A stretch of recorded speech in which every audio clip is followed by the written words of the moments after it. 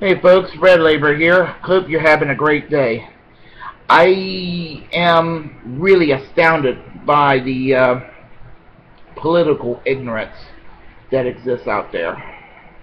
And I touched on this subject before where there are people on the political right that wants to paint fascism, Nazism as part of the political left when it was definitely never part of the political left.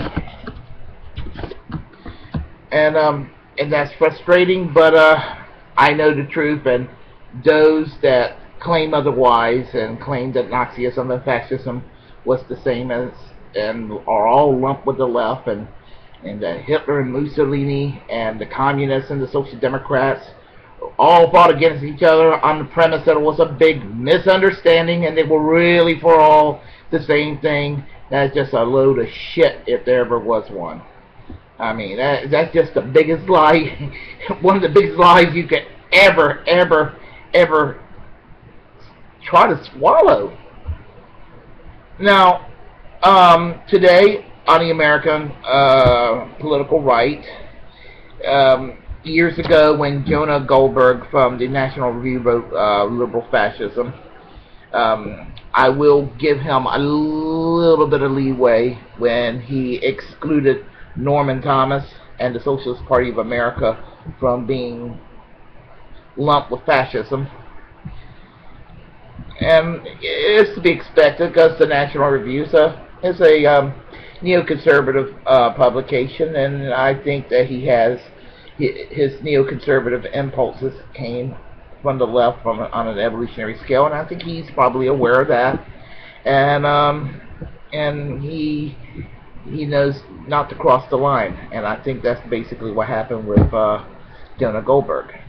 And I can almost excuse him since he has a gentle hands off the Socialist Party of America in the negative allegation of lumping the left with Nazism and fascism.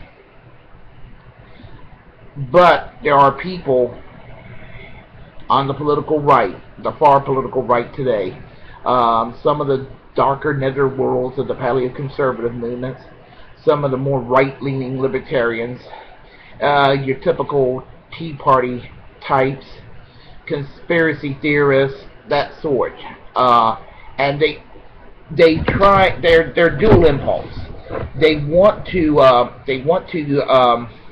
act like they're broad-minded and act like they're not really attacking everyone on the left, but they find a backdoor way to make the accusation. And let me explain this, because it's very subtle, but you will hear things about republic, liberty versus statism and tyranny, and they use that argument, and they'll claim that the left paradigm that exists, and I don't really like the word paradigm, but I will use it this time, as I might later on.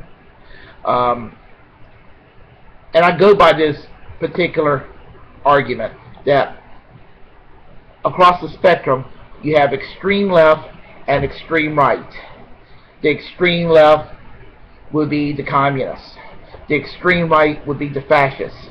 And then the political center would be political centrists of the center left and center right. And that's really the most accurate one. But the political right wants to redefine that paradigm and claim that those that want no government are on the extreme right, and those that want a totalitarian state, but under the guise of socialism, fascism, Nazism, communism, they kind of lump it all together, are on the extreme left. And what bothers me about it is that they're trying to find a sneaky way to have a total clean plate of anything that's on the political right, as if they're just full of virtue, and the further left you go, they're evil. And how do you deal with evil in this world? And in some cases it could end up in violent reaction, you know. But the only part of that paradigm that they drew where right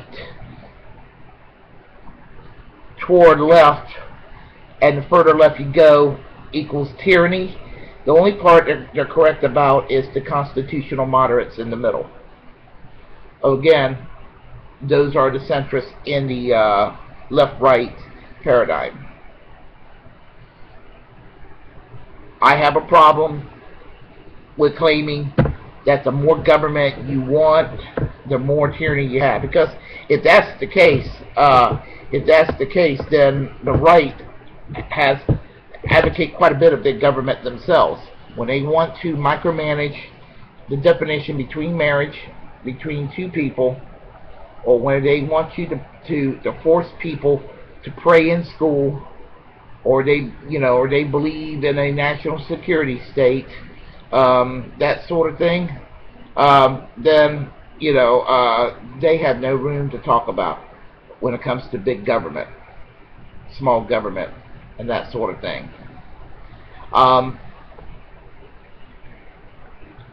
Bollocks to the fact that the further left you go equals tyranny and the further right you go equals liberty.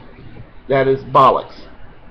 There is totalitarianism on the left and there's totalitarianism on the right.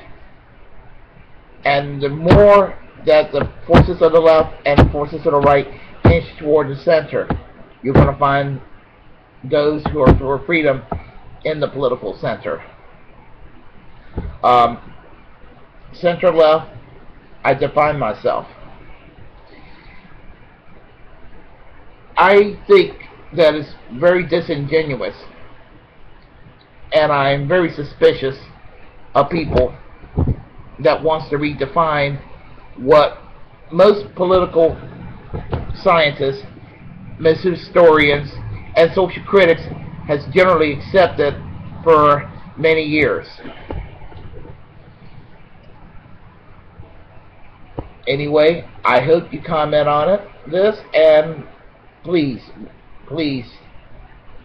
whatever you do in this real hot summer time, try to keep cool. Take care. Have a great day.